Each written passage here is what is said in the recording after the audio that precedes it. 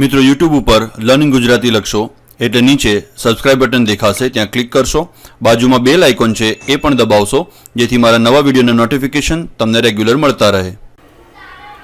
નમસ્કાર મિત્રો, લર્નિંગ ગુજરાતી ચેનલમાં આપનું સ્વાગત છે.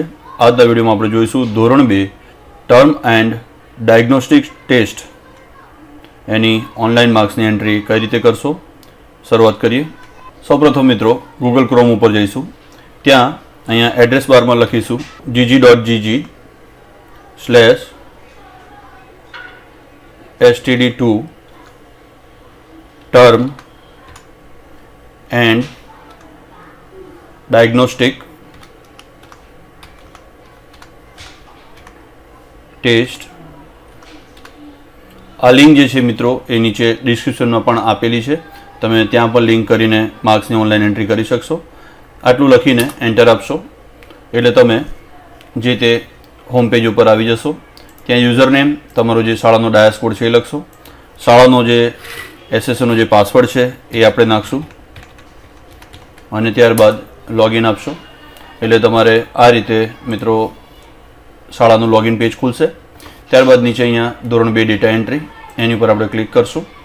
ક્લિક કર્યા બાદ તમે જોઈ શકશો કે અહીંયા ધોરણ 2ના 41 બાળકો છે, એની આપણે એન્ટ્રી કરવાની છે. સૌપ્રથમ અહીંયા બાળકનું નામ છે, બાળકના નામની સાથે એમના યુનિક આઈડી પણ આપેલા છે. મિત્રો અહીંયા વર્ગનું નામ પણ આપેલું છે. ગુજરાતી અને મેથ્સ માટે અહીંયા રેડ ડોટ આપેલા છે, એનો મતલબ કે ઓનલાઈન એન્ટ્રી હજી થઈ નથી. એન્ટ્રી માટે તમે એક્શનમાં એન્ટ્રી નામનું જે બટન છે એની ઉપર ક્લિક કરશો અને અગાઉ જે આપણે એન્ટ્રી કરી એ જ રીતે જેવી એન્ટ્રી આપણે ગુજરાતીની પતાવીશું એટલે અહીંયા ગ્રીન ડોટ થઈ જશે, અને જ રીતે મેથ્સની એન્ટ્રી કરશો ત્યારે અહીંયા ગ્રીન ડોટ થઈ જશે. એન્ટ્રી ઉપર આપણે ક્લિક કરશું પ્રથમ બાળક માટે. તો તમારે અમિત સુરેશભાઈ પટણી એના માટે ગુજરાતી અને ગણિત આ રીતે મૂલ્યાંકન ખુલી જશે. ગુજરાતીના જે 25 પ્રશ્નો છે એના માર્ક્સની એન્ટ્રી, જવાબનો જે કોડ છે એ અહીંયા લખશો, અને જ રીતે ગણિતનું જે મૂલ્યાંકન છે એના જે 1 થી 25 પ્રશ્નો છે એના જવાબનો કોડિંગ અહીંયા કરવાનું છે. ફરીવાર મિત્રો અહીંયા આપણે માર્ક્સ નથી નાખવાના, માત્ર દરેક પ્રશ્નના જે જવાબનું કોડિંગ છે એ કોડિંગ જ અહીંયા કરવાનું છે. અહીંયા ધારો કે આપણે કર્સર લાવશો એટલે તરત જ તમને 0, 1, 2 તમે જોઈ શકશો કે 0, 1, 2 આ રીતે ડિસ્પ્લે થાય છે પોપઅપ.